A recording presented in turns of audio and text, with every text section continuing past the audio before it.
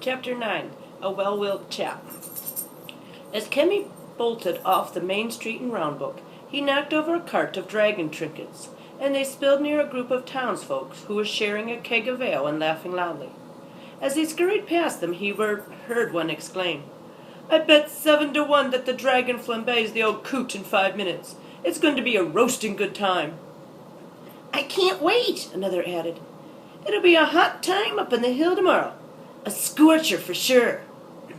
A boy sitting with the group spied Kenny and ran into the alley, blocking his way. "Hey, you live up on that farm near the hill, don't ya?" he asked. "I heard you seen that dragon up there. Did ya? Maybe eating a cow or something?" Kenny had seen this prickly kid before in school. He was a couple years older and a couple of pounds heavier, hence his name, Porky.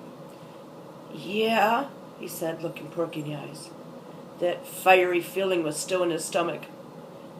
"I've seen the dragon, and there isn't going to be a fight tomorrow.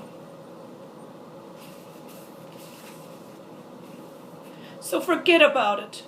Kenny's heart was pounding. He waited for the wallop to come from the young ruffin.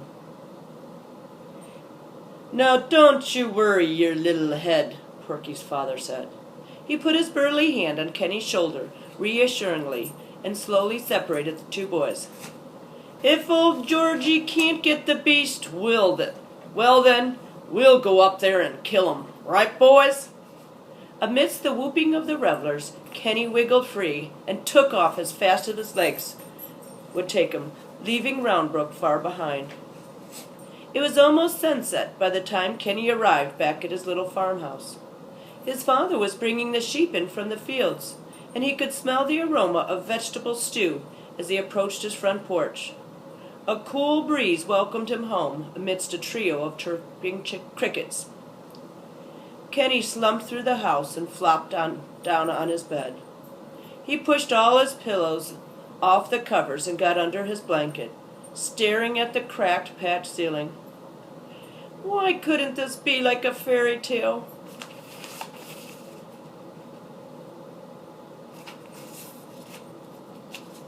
Why did the dragon have to show up and be a good dragon? Why did the only person in town who just happened to be a dragon slayer also happen to be my only other friend in the world? He looked down at his bookshelf and gazed at the books that George had given him over the years. In some of them, there were wizards and witches who could give you enchanted weapons or supernatural powers that allowed you to overcome your foes and save the day. Kenny's life didn't have these villains intent on doing nothing but bad things. It was more complicated than that. Come to think of it, he had no foes, really, except now maybe all the townsfolk who had come to witness this battle. Sure, he thought, this could be the most famous battle of all time. Folks have heard about something this big, but they've never seen anything like it. But these are my friends, and they're betting on who will win. "Kenneth," his mother interrupted his thoughts, "I've invited someone for dinner who really wants to see you." Kenny pulled his ears over his eyes and rolled over in his bed. "I don't want to come out, Mom. I just want to stay in here." "I think you should get up, son," his mom said as she entered his room and put his folded laundry in his dresser. She sat down on the bed and stroked his furry head. "I just made you a bowl of my vegetable stew, and there are fresh butter rolls for dipping."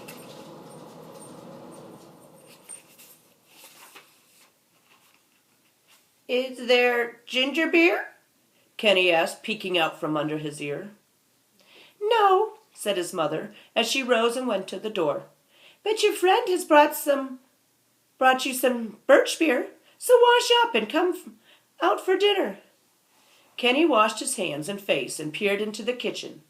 Sitting at the table with his mom and dad was George. "Hello," the boy said, plopping down in his chair and staring at his stew. "Hello, Kenny," said George. "I hope you don't mind me following you back home. I wanted to talk to you about tomorrow."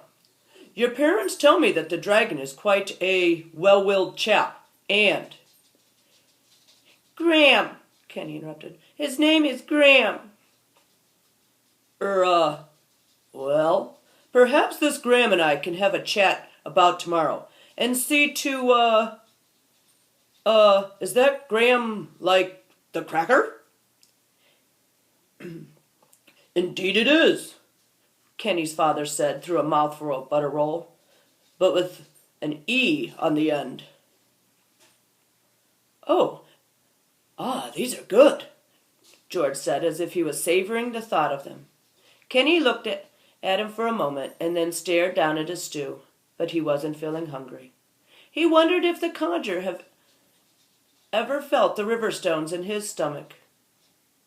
It almost seemed like the knight was having a harder time talking here at the dinner table than anything else.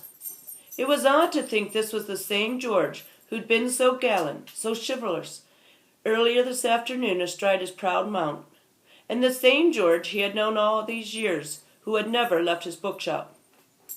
Anyway, George continued, if this friend of yours is a good spirit, as you've said, well then, perhaps we can converse about the upcoming event and sort something out. What do you say? Kenny looked up from his soup bowl. George wasn't just some weapon for the king to yield whenever he wanted, after all. Whatever anyone had expected of him tomorrow, the knight was here with Kenny, willing to make amends.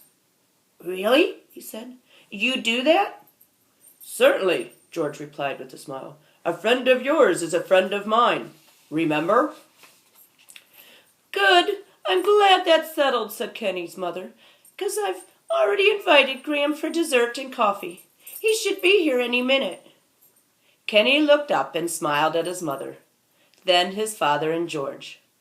All three were smiling back. Through the window, over their shoulder, he could see the familiar round shape of the dragon bounding across the twilight field toward their house. He took a deep breath, swallowed the stone in his throat, and hoped that dessert would go as well as dinner had.